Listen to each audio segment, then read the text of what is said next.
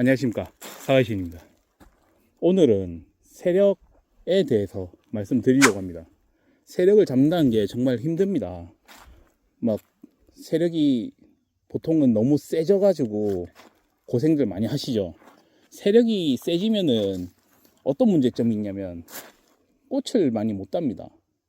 꽃이 많이 못 달면 사과를 많이 못 달게 되고, 그러면은 자연적으로 우리가 그 가지만 더 강하게 되죠. 만약에 그 과일이 많이 달린다고 하면은 그 가지보다는 그 과일의 에너지가 많이 가는데, 사과를 많이 못 따게 되면은 또 에너지가 또 전부 다 측지나 아니면 부가지 쪽으로 많이 가게 돼서 이게 악순환입니다. 한번 세력이 세지기 시작하면은 계속 세지는 거예요. 그래서 저희 같은 경우는 보통 그 가지를 많이 냅니다. 이렇게 가지를, 이것도 솔직히 더 가지를 더 받을 생각인데, 여기서 지금 많이 복잡해 보이지만은 저희가 전지전정을 통해서 지금 어느 정도 솎아내는 작업을 하고, 그리고 유인을 통해서 이제 그 비어있는 부분에 가지를 유인을 시키는 겁니다. 그렇게 해가지고 그 사과를 많이 달게 되면 이제 내년에도 세력이 많이 약해지겠죠. 그러면은 저희가 제일 기본적으로 세력을 어떻게 잡냐, 만약에 이런 경우가 있어요. 세력이 너무 약해요. 그럼 어떻게 되겠습니까? 세력이 약하면, 여기 보면은 세력이 약한, 그나마 약한 나무가 이건데, 세력이 약하면 지금 꽃눈이 많지 않습니까? 지금 나무 사이즈에 비해서 꽃눈이 많이 왔어요. 그러면은 여기에 많이 달게 되면은 어떻게 되겠습니까? 세력이 약하면 축축 처지겠죠. 제일 안 좋은 게 처지는 거예요.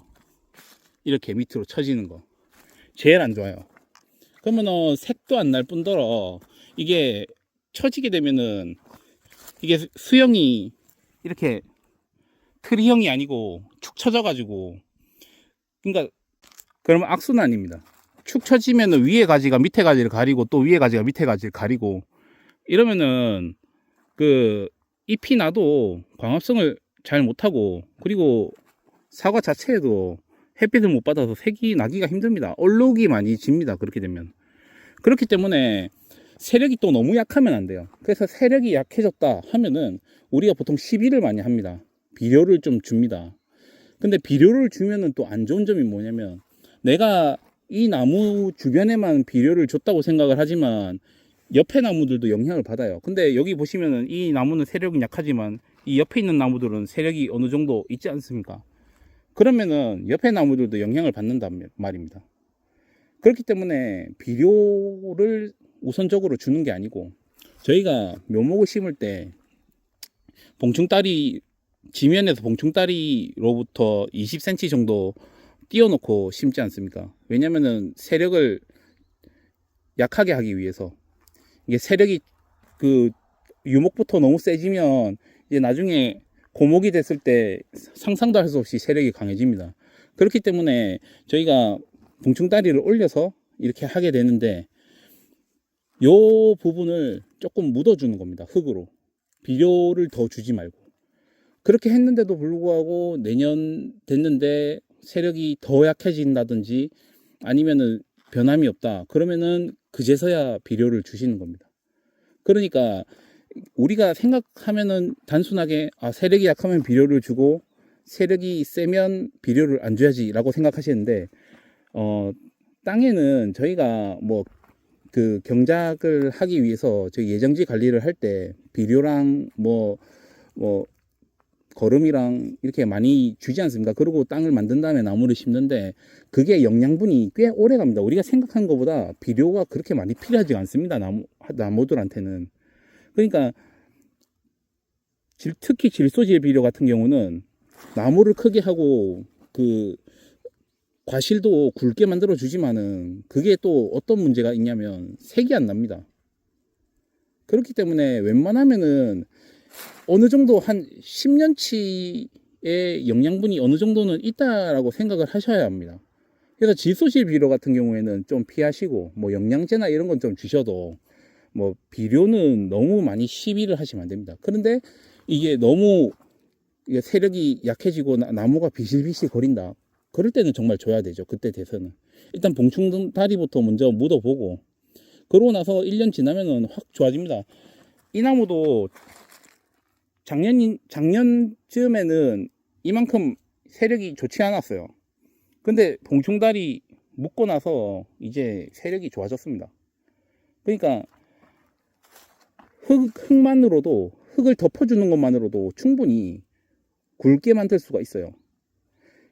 그렇기 때문에 세력이 약하다고 해서 무조건 비료를 준다고 하는 거는 참 맞지 않는 말인 것 같습니다.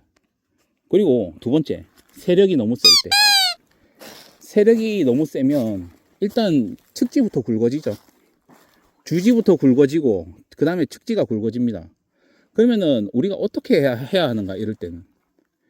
그럴 때는 방법이, 여기는 다 유목들이라서 지금 뭐 어떻게 말씀드릴 수가 없는데, 결과지들이 그래도 나오지 않습니까? 여기 굵어도 결과지들이 나오면 어떻게 되냐면은 사과를 최대한 많이 다십시오. 뺀질이 사과도 상관없습니다. 끝 사과도 달아야 돼요. 왜냐면은 이렇게 처지게 만들어야 돼.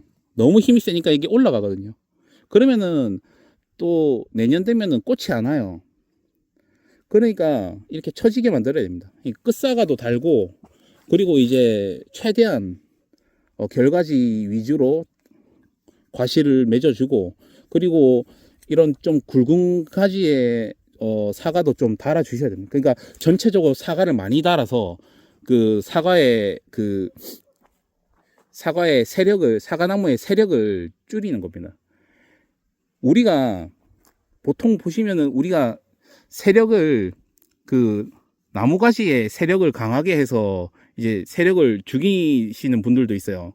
옛날 농사 짓는 분들은. 그런데 이게 그러면 악순환입니다. 굵은 가지를 이게 계속 키우시면서 세력을, 주지에 있는 세력을 죽이고 또 다른 측지들의 세력을 죽이려고 한다고 하면은 이게 점점 굵어지겠죠. 주지도 굵어지고 측지도 굵어지고, 그러면서 꽃은 안 오고. 왜냐면은 이렇게 번쩍 올라가거든요. 세력이 세지면 번쩍 올라가기 때문에 꽃도 안 옵니다. 그렇기 때문에 일단은 돌이킬 수 없을 정도로 세력이 많이 세졌다 그러면 최대한 달 수 있는 대로 다 달아야 돼요.